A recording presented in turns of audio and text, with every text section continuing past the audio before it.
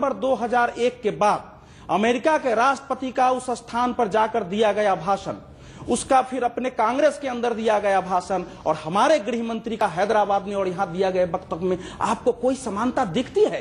एक व्यक्ति कह रहा है कि terrorist wherever you are you, मैं तुमको पकड़ूंगा और तुमको नष्ट कर दूंगा। वो इससे देश में एक व्यक्ति है। उसके बाद क्या होता है कि देखिए पूरे अमेरिका में जो है एक माहौल बनता है और सैद्धांतिक स्तर पर, व्यवस्थागत स्तर पर, रणनीतिक, तीनों स्तर पर पूरा इंटरनल सिक्योरिटी चेंज हो जाती है। पहले तो आतंकवाद की परिभाषा तय होती है और दूसरा वहां कानून बना के यह पारित कर दिया जाता है कि आतंकवादी कोई भी हमला ये संघीय अमेरिका पर हमला होगा, किसी राज्य का विषय नहीं है। हमारे देश में यह स्वीकार नहीं हो सकता है। दूसरा कि वहां inter intelligence committee on terrorism वो स्थापित हो गया है। होमलैंड सिक्योरिटी वहीं से निकला जो 40 विभागों के बीच समन्वय करता है। और वहां के देखिए 3 भाग हैं वहां आतंकवाद से लड़ाई का। पहला है कि जो वल्नरेबिलिटी है, भेद्यता है, उसको कम करना कि आतंकवादी प्रवेश न कर सके, यानी हमला होने के पहले ही उसका निषेध करना, ये उसकी प्राथमिकता है। उसमें यह भी शामिल है कि हम ऐसी व्यवस्था करें कि डर के मारे कोई आतंकवादी हमला करने की हिम्मत ही न करे। दूसरा है आतंकवाद घटित हो जाने के बाद उनका प्रबंधन करना। अब वो है कि इसमें संकट प्रबंधन तो है और आतंकवाद फैलाने के लिए जो जो जिम्मेवार हैं उनको पकड़ के सजा दीजिए। और आप देखिए हेडली को 2.25 वर्ष के अंदर लाना और सजा हो गई। तीसरा समझिए आतंकवाद के परिणामों का प्रबंधन, कि आतंकवादी हमला हो गया उसके जो रिजर्व परिणाम इफेक्ट आ रहे हैं उनका प्रबंधन करें। और सबसे महत्वपूर्ण बात जो हुआ है कि अगर ऐसे समय में रासायनिक या न्यूक्लियर अटैक होते हैं हमारे जल प्रबंधन पर, सेवाओं पर, तो वो कैसे करेंगे, उसकी कमेटी बना के उसके आधार पर पूरी संरचना बदल गई है। तो हमारे देश के पास इतनी इच्छा शक्ति, और ये इच्छा शक्ति राजनीतिक नेतृत्व ही जगा सकता है जिसमें विफल है। जी श्याम जाजू जी, अब सवाल यह है कि अब अमेरिका की 3 मिसालें दी आतंकवाद से लड़ने की अवधेश कुमार जी ने, अब इन पर अमल करना या इनसे सीख लेने की बात तो दूर है, पहले हम अपना इंटेलिजेंस तो सुधार लें, पहले इंटेलिजेंस कोऑर्डिनेशन तो दुरुस्त कर लें। जब देश में इस प्रकार के आतंकवादी हादसे होते हैं तो हम उसके बारे में रोते हैं। अमेरिका में और इंग्लैंड में इस प्रकार का कानून बनने में कोई रुकावट नहीं है। उदय जी ने अभी कहा कि कानून का इंप्लीमेंटेशन और एग्जीक्यूशन की बात है। बॉम्बे ब्लास्ट के बाद 10 स्कूल खुलने थे आतंकवाद को, इंसर्जेंसी के खिलाफ लड़ने के लिए। आज तक एक भी स्कूल नहीं खुला है। तटीय सुरक्षा के बारे में ढुलमुल रवैया है। अंतर्गत सुरक्षा की व्यवस्था ठीक नहीं है, उसमें कोऑर्डिनेशन नहीं हो रहा है। ये सब बातें है किसकी? मुझे ऐसे लगता है कि केंद्र सरकार की करनी और कथनी इसमें अंतर है। अगर अफजल को फांसी हुई, कसाब को फांसी हुई, तो वो हुई मकोका के आधार पे, वो हुई पोटा के आधार पे। उसी मकोका के आधार पे गुजरात सरकार अपना कानून बनाती है, गुजका बना के ऊपर भेजती है, तो वहां कांग्रेस के अपॉइंटेड राज्यपाल जाजू साहब वो बहस का एक और अलग मुद्दा है, लेकिन मैं तो इसको इससे जोड़ना चाहूंगा। अलका जी नहीं, छोड़िए उस बात को, छोड़ दीजिए, मैंने भी उस बात को खत्म कर दिया। नहीं, मैं सिर्फ ये जानना चाहता हूं अलका जी आपसे कि अगर कसाब को फांसी होती है और अगर अफजल गुरु को फांसी होती है और सरकार राज्यों से ये कहती है कि अब इसका रिटेलिएशन देखने को मिल सकता है, आतंकी इसकी प्रतिक्रिया जाहिर कर सकते हैं, हमला कर सकते हैं, तब भी आप सजग नहीं हैं, तब भी आपके सुरक्षा तंत्र में आखिर में ढील नजर आती है और 2 धमाके हो जाते हैं। ये देखिए, मैं फिर कहूंगी, हम हल्के में बिल्कुल नहीं ले रहे थे। कसाब और अफजल की गृह मंत्री ने कहा कि राज्यों ने हल्के में ले लिया अलर्ट को, आप कैसे करेंगे? ये तो गृह मंत्री की बात में दोहरा रहा हूं, उन्होंने अभी राज्यसभा में कहा जो फांसी कर लिया उनको हल्के में लिया जा रहा है, सरकार हल्के में ले रहा है। आपको जो मानना मान लीजिए, आपकी मानना अपनी मानने में उस पर बहस ही नहीं कर रही। मेरी जो अपनी सोच और अपनी मान्यता है, मेरा नजरिया, मैं उस नजरिए को रख रही हूँ। आप सहमत हो ना हो उसमें कोई दो राय नहीं है। मैं नहीं कह रही कि मेरे को आज देश सुन रहा है तो देश मेरी हर बात से सहमत होगा, बहुत लोग असहमत भी होंगे, लेकिन बात यह कि सहमति और असहमति के बीच का हमें रास्ता निकालकर अंजाम तक पहुंचना है।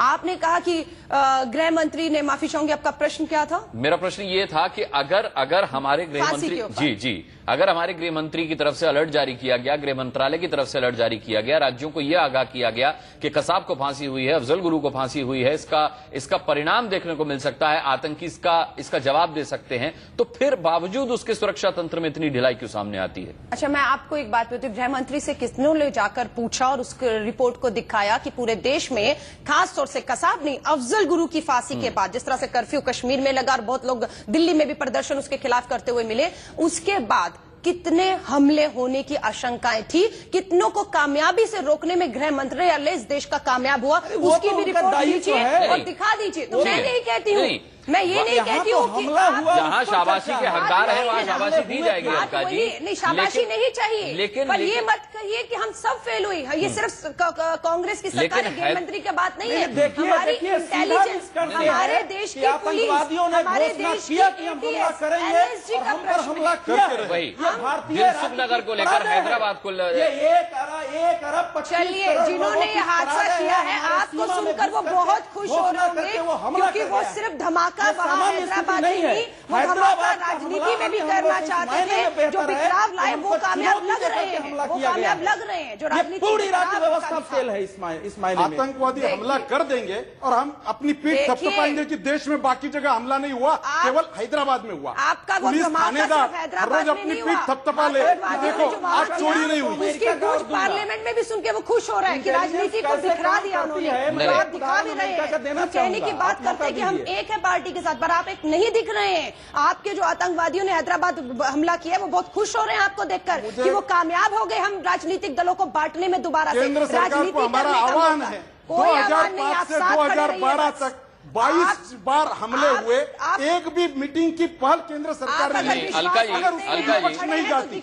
अलका जी मत करिए, खड़े दिखिए साथ में। अलका जी, मैं आपको, जब आप खड़े दिखेंगे तो परिणाम आएंगे। आज आप खड़े नहीं दिख रहे, सिर्फ प्रश्न। सरकार को अपना दायित्व निभाना चाहिए। नहीं, अलका जी, मैं आपको दिल की बात बताऊं, साथ नहीं देंगी तो केंद्र कुछ नहीं कर सकता। कहिए अपनी राज्य सरकारों को, जो मैंने अभी राजनाथ सिंह जी से भी कहा, अगर आप हकीकत में कहते हैं हम केंद्र के साथ खड़े हैं तो दिखिए भी, परिणाम जरूर मिलेंगे। नहीं, लेकिन अलका जी, आपको दिल की बात बताऊं कि जब जब हम ये बात कहते हैं कि आतंकी अपने नापाक मंसूबों में कामयाब हो गए, तो आतंकियों के साथ ये कामयाब शब्द बोलना भी अच्छा नहीं लगता। और जब हम ये लाइन बोलते हैं तो अपने आप सरकार किस तरह से असफल रही है ये तस्वीर सामने आ जाती है। ये तो कम से कम मानिए आप। देखिए, जो नाकामयाब हुए, मैं तो ये मानती हूँ ये एक धमाका और 99 नाकामयाब कर दिए। तब आप क्यों नहीं कहते आतंकवादी घटनाएं नाकामयाब की 99% और एक धमाका हुआ है। अब उसको कामयाबी का तो बहुत बड़ा सेहरा बना के वो जो उन्होंने किया है, वो शायद मुझे भी सुन रहे होंगे कहीं बैठकर, मुझे मालूम नहीं है, बहुत खुश हो रहे होंगे कि धमाका भी कर लिया, कामयाबी शब्द भी जुड़ लिया और इंडियन मुजाहिदीन ना इंडिया भी नाम जुड़वा लिया। और हमारा राजनीतिक जो यहाँ बटी हुई दिख रही है, राजनीति करते हुए दिख रही है, वो बिल्कुल दिख रहा है कितने वजह से पार्लियामेंट को चलने नहीं दे रहे आप। जहाँ इसका फैसले होने हैं पार्लियामेंट को चलने नहीं दे रहे हैं। इतने सीरियस विषय पे हम चर्चा कर रहे हैं और इतना हास्यास्पद आर्गुमेंट करेंगे। नहीं, पार्लियामेंट तो चलने नहीं दे रहे। यहाँ बहस का क्या फायदा? यहाँ से क्या ले जाएंगे आप या मैं? बहस होनी चाहिए देश की पार्लियामेंट में, उदय साय जी बनेंगे। उदय साय जी की बात है कि यहाँ बैठकर आप बहस करके हासिल करना चाहिए। उदय साय जी, मैं आपसे एक लास्ट रिएक्शन ये लेना चाहूंगा कि जिस तरीके से दिल्ली स्पेशल सेल ने अक्टूबर में प्रेस रिलीज जारी की थी आतंकियों के पकड़े जाने के बाद कि हैदराबाद के दिलसुख नगर में रेकी हुई है, मकबूल नाम का, इमरान नाम का आतंकवादी रियाज भटकल के कहने पर उन्होंने वहां रेकी की थी। उसके बाद अलर्ट होने के बावजूद अगर इस तरह की वारदात हो जाती है, आतंकी घटना हो जाती है, क्या आप इसे इंटेलिजेंस फेल्योर मानेंगे? नहीं, मैं इसे नहीं मानता, क्योंकि अक्टूबर में जारी किया गया वो प्रेस रिलीज, हर चीज का एक रिटेंशन वैल्यू होता है, एक शेल्फ लाइफ होता है। कोई भी इंटेलिजेंस आप ये नहीं कर सकते। लेकिन उदय जी, जिस जगह की आतंकियों ने रेकी की वहां पर सीसीटीवी तक नहीं लगवाए गए थे सुरक्षा की दृष्टि से। सीसीटीवी की बात अभी कुछ महीनों से शुरू हुई है, और वो भी दिल्ली में। कितने राज्य हैं जहां सीसीटीवी सरेआम हर सड़क पे लगाई जा रही है? Let's talk on the ground. मेरा ये पॉइंट है कि ये जो तीसरा सबसे इंपॉर्टेंट ट्राइपॉड का एक एक्सेस है, वो है सोशल इंटेलिजेंस। और आज के सोशल मीडिया के इस तमाम जबरदस्त 64 मिलियन आपके फेसबुक सब्सक्राइबर्स हैं, मोबाइल टेलीफोनी अपने आप में हर के पास, और शहर में उस इंटेलिजेंस को आप टैप कर रहे हैं। मुझे लगता है कहीं ना कहीं लेकिन हैदराबाद जिस तरीके से के बीच में हैदराबाद जिस तरीके से आतंकियों का अड्डा रहा है, जिस तरीके से आतंकी वहां से ऑपरेट करते रहे हैं, इंटेलिजेंस इनपुट वहां को लेकर के मिलते रहे हैं, क्या उसके बावजूद आपको लगता है कि सुरक्षा में नाकामी नहीं रही? मुझे ये नहीं लगता। मैं कह रहा हूं कि जो मेजर पोटेंशियल टैप नहीं किया गया है, हैदराबाद का केस ले लें या कश्मीर के किसी शहर का केस ले लें, श्रीनगर का केस ले लें, वो वहां का एक डिस्कनेक्ट है एक मेजर रहने वाले लोगों के बीच से। वो जो सिविल सोसाइटी में बहुत लोग हैं जिसका जज्बा हिंदुस्तानी जज्बा है, जिसका जज्बा पैन इंडिया अक्रॉस रिलीजन का जज्बा है, और इस तरह के हादसों के बाद वो सारे के सारे एक ही रंग में पोत दिए जाते हैं। तो उसको अगर टैप स्टेट करती है, चाहे सेंट्रल गवर्नमेंट या स्टेट गवर्नमेंट, तो एक मेजर चंक ऑफ इंटेलिजेंस आपका डेवलप होगा, जो मुझे लगता है कहीं ना कहीं state doesn't trust civil society and civil society in turn also gives a damn. चलिए अवधेश जी, क्या ये माने कि अगर सरकार का ये इंटेलिजेंस फेल्यूर नहीं है तो फिर आतंकियों का इंटेलिजेंस ज्यादा मजबूत है, उनकी नेटवर्किंग ज्यादा मजबूत है? यहाँ उदय जी से सहमति मेरे लिए कठिन। अलका जी, आप डिस्टर्ब मत करिए। यहाँ इंटेलिजेंस फेल्योर न होने से, देखिए सिक्योरिटी एनालिस्ट एनालिसिस में इंटेलिजेंस फेल्योर की लंबी परिभाषा है, लेकिन आम आदमी के लिए किसी भी सूचना का, चाहे वो बिल्कुल रॉ सूचना हो, उसके रहते हुए उस पर हमला हो जाना हमारे लिए परिणति का महत्व है। और परिणति यह है कि यह सूचना चाहे किसी रूप में थी, हम पर हमला हुआ, हमारे लोग मरे, हमसे घायल हुए, इसलिए ये फेल्योर। ये एक लाइन और देखिए, सुरक्षा, ये इंटेलिजेंस जो इनपुट आती है ना, उससे ज्यादा महत्वपूर्ण होता है उसका एनालिसिस, कि हम उसकी स्पेसिफिक ठीक से एनालिसिस करें और उसको डिसएमिनेट करें। तो हमारे यहाँ अभी तक लाख प्रशिक्षण के बावजूद उस स्तर पर हमारा फेल्योर है, और मैं तो निश्चित तौर पर करूंगा कि यह भारतीय राज्य की पराजय है, हमारी सुरक्षा की विफलता है, मुझे इसमें कोई दो राय नहीं। चलिए अलका जी, ये कहने पर मेरे के आतंकियों का नेटवर्क ज्यादा मजबूत है, मैं आतंकियों को शाबाशी दे रहा हूं, मेरा कतई ऐसा इरादा नहीं है। दरअसल मेरे को सरकार को शाबाशी देने का भी कोई पॉइंट नजर नहीं आ रहा। दो धमाके हो जाने के बाद मैं किसी भी तरीके से सरकार को शाबाशी देने की स्थिति में नहीं हूं। नहीं, मैं माफी चाहूंगी, आपने एक पॉइंट उठाया, मैं उस पर जिक्र करके अगर आप खत्म कर रहे हैं, आपने सीसीटीवी कैमरे की बात की।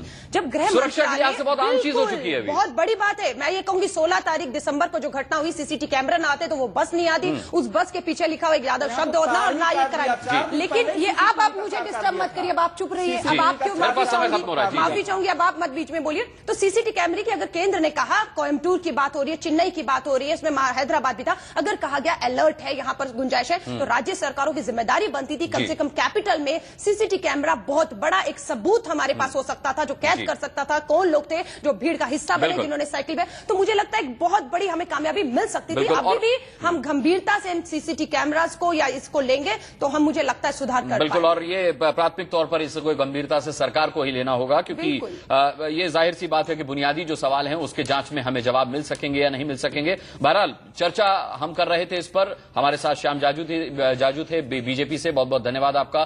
कांग्रेस से अलका लामा थी, अवधेश कुमार वरिष्ठ पत्रकार हमारे साथ थे, साथ ही उदय साय हमारे साथ थे, पूर्व आईपीएस ऑफिसर। बहुत बहुत धन्यवाद इस चर्चा में सभी का जुड़ने के लिए। इसी के साथ इस चर्चा में इतना ही। एक छोटा सा